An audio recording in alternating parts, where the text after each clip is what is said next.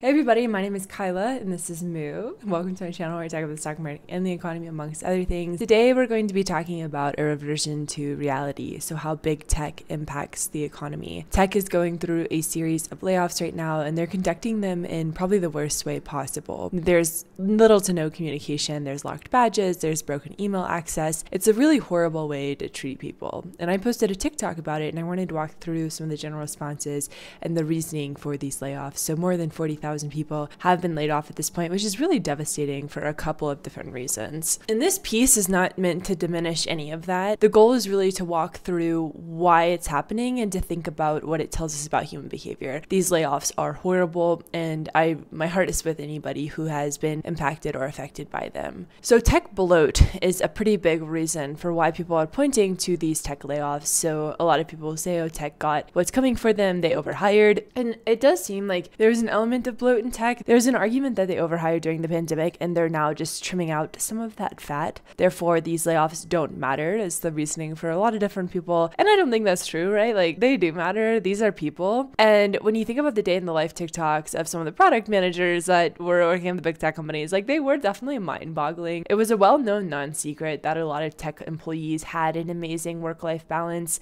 And of course, many did not. Nothing is ever static. But the era of smoothie machines and 3 catered meals and the sleeping pods, and those all might be over. But as No Opinion points out in his piece, these jobs seemed really safe and secure, and they seemed like a good exit strategy at any point. And that sort of reliance might not be sustainable for any industry. As the economy slows down, it will be interesting, and I'm kind of excited to see the reallocation of labor and capital to different industries. There's also ad sales and Apple. So a lot of people will say ad sales have collapsed, and that's the reason that tech is going through this big downturn. Some have speculated there's been a big pullback in ad spend because the worries of the economy plunging into recession. There was a really great piece from this guy named Eric on it who wrote about the app tracking transparency recession, and his whole point hinges on AT&T tracking transparency, which is part of Apple's privacy policy, creating recession within the social media advertising economy. So it's not necessarily an advertising slowdown, but a general collapse due to Apple's moves on the digital advertising ecosystem, which is clearly impacting incumbents like Meta and Google. A combination of a potential slowdown in ad sales as companies prepare for the economic downturn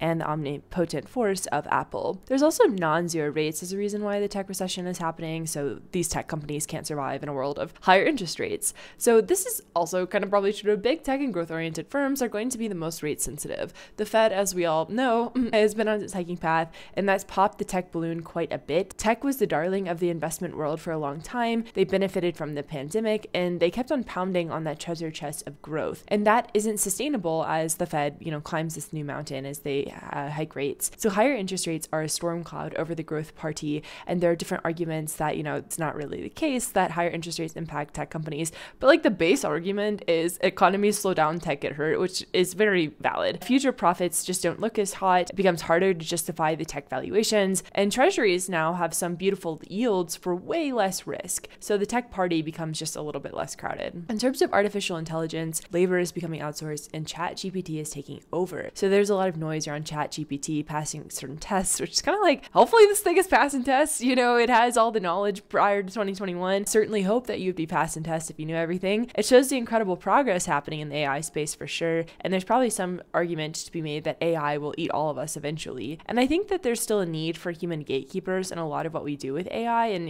perhaps there isn't, but AI is not perfect. It's a complement to the human experience. It's not a substitute at this point. So in terms of labor being outsourced, OpenAI actually did this with ChatGPT, paying Kenyan workers $2 an hour to look through horrific content. I'm not going to dive into the moral quandary of that because it's outside of the scope of this piece, but depending on the evolution of the price of labor here in the United States, we could see more and more companies choosing to delegate work abroad. There's also planned obsolescence, so that big tech, might want this recession to happen. After a few years, you got to replace your phone, you got to replace your computer. I'm right there. I'm like at max storage all the time because it will start to become unusable. And Sam Rowe asked a really good question. He tweeted out, to what degree are these tech layoffs about staying profitable versus maintaining profit margins and profit growth? And the discussion that followed in the comments about this was about trimming fat and not being able to afford workers. So big tech companies are still very, very profitable. To make stock price go up though, you got to trim some costs, and those costs right now happen to be people. The companies are, fine at the end of the day. It's a form of planned obsolescence because number can't go up forever. There has to be a restart button, and some sort of reversion to the mean has to happen eventually. There's also an element of peer pressure that others have pointed out. Elon has showed that you can cut your staff and run the company well. Everyone is giving into peer pressure and copying each other, as Derek Thompson highlights on his podcast Plain English. As Paul wrote in his tweet, people are going to be paying attention to this, and you might look bad if you don't do layoffs, which is like a totally backwards way of looking at the world. The hedgies and the private equity firms will be paying attention to this, and we could see more copycat behavior down the road and some sort of wild feedback loop. And what Paul said in his tweet, not a fan of the guy who owns his place, referring to Twitter and Elon Musk, but it's worth pointing out that despite having lost 80% of employees and being down to 550 engineers or so, it is still mostly running. If you think buyout firms like Thomas Bravo aren't noticing, you don't know your capitalism. The final reason for this piece of what's going on with tech is it's to send a message to the market that the end of this excess era is done. It's gone. The Federal Reserve has made it really clear that they want everything to chill out. Big tech has been the absolute party boat of the economy, and now it's coming back to shore, and that's sending a really big message to the rest of the market. If big tech, the darling of so many investors, has to come back to reality, what does that mean for everybody else? So what's next? One could argue that tech has always existed above, the threshold of what is real. Over the next few years, we could evolve from focusing on bits to refocusing on atoms, which I think would be really good. Not maybe optimizing social media, and maybe optimizing for the real world, which is really important as we move farther and further away from the real world. And to make all this weirder, these tech layoffs are contrasted against record low unemployment rate, relatively strong labor market, and now the question is, when will things spread to the rest of the economy? So surely tech and finance can't be layoff island, and these weaknesses will have to spread to the rest of the labor force. So we've seen a slowdown in job metrics, and it's taking people longer to find work now, but most parts of the economy are still moving and grooving. But as Nick Reese highlights, we could be in a rolling recession, basically where things are terrible in different pockets of the economy, but not terrible enough to be labeled a capital R recession. Even the Fed themselves are like, we should probably figure this recession stuff out a little bit more. A new paper from Michael Kyla ties together both recession signals and business cycle dynamics to really sort through what a recession is, because it's clear no one really knows except for the MBER overlords, and even then they don't really know either. And I've written in the past couple newsletters and have talked about it in the past couple YouTubes and podcasts, and many of others have highlighted this, but we are definitely going into a slowdown. That much is very, very clear. We're sort of in this wait and see period with the Fed. What will happen at the next meeting? Will it be 25 basis points? Will it be 75 basis points? Will it be 50 basis points? A complete pause. And all of that will be really important for how we move forward. The economy is a force within itself too, which I think we sometimes forget. It's questionable if the Fed's rate hikes have even worked its way through the economy, or if this is just business cycle gravity swinging the pendulum in a different direction. An exercise in empathy. All right, so hang with me here, everybody, because I think this is the most important part of the piece. Of course, I'm biased. I feel things super deeply all the time, and I struggle with financial markets quite a bit, and so I just wanted to write this to kind of talk about if you're feeling weird about it too, you don't like seeing tech stocks soar on the idea of layoffs happening. The good thing about all this, if there is a good thing, is that it allows us to evolve. There's a passage from Ursula Le Guin in Tales from the Earthsea that says, "What stays too long unchanged destroys itself. The forest is forever because it dies and so lives." So it's all similar. The economy is a function of people need to change to evolve, so on and so forth. If things become stagnant, they eventually disintegrate into nothingness because they become unrooted. Most things exist within the shadows of another,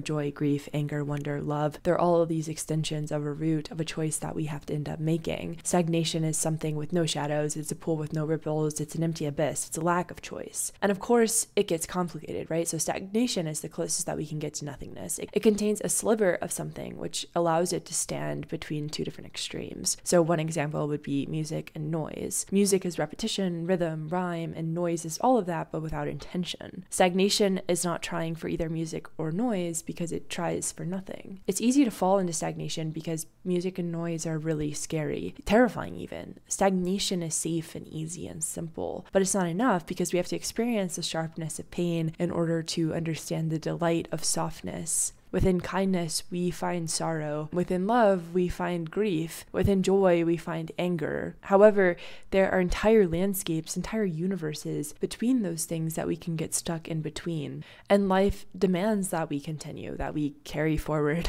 that we carry each other, and sometimes that we let go of things. Sometimes moving forward requires moving backwards, a grocery bag spilling to the ground as the glass bottle inside cracks. Progress is the only thing that makes sense anymore. It's a terrifying thing, if you drop a glass bottle, to watch those glass fragments scatter across the ground. The pain that they could cause, right? Who could step on it? The necessity to clean them up. It requires slowing down an element of vulnerability to overcome any sort of cynicism with the goal to make the world a little bit better. Stagnation demands the opposite. It demands numbness and skepticism and half-closed eyes. But the world asks more of us. It asks us kindly, despite the pain, despite the anger, despite the self-inflicted shame that we carry just for being human, to hope.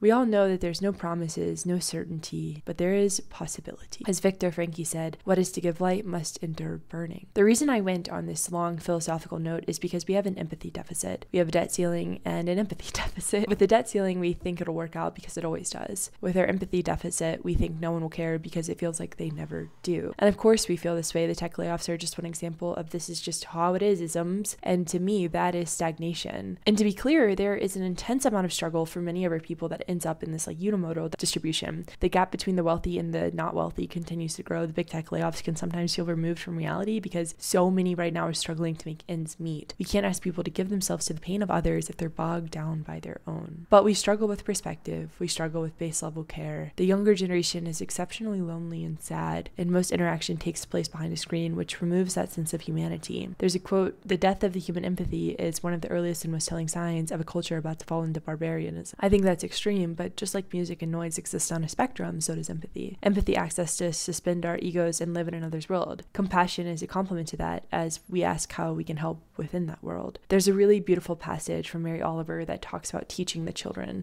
and giving them attention, and how attention is the beginning of devotion. There's another beautiful passage from Barbara Alice Mann that says, "Westerners are fond of the saying, 'Life is not fair.' Then they end inside triumph, so get used to it. What a cruel sadistic notion to revel in. What a terrible patriarchal response to a child's budding sense of ethics. Announced in Iroquois, life isn't fair, and her response will be, then make it fair." I've written about empathy a lot and kindness before, and I do apologize if it ever becomes repetitive, but I just chafe at these ideas that I'm talking about with you all sometimes. And maybe that's a function of me being naive and immature, but I want you to know that some of it doesn't make sense, and some of it shouldn't feel right, and we shouldn't just accept that at face value. There isn't really anything you can do to placate pain other than say, "I will be here for you always."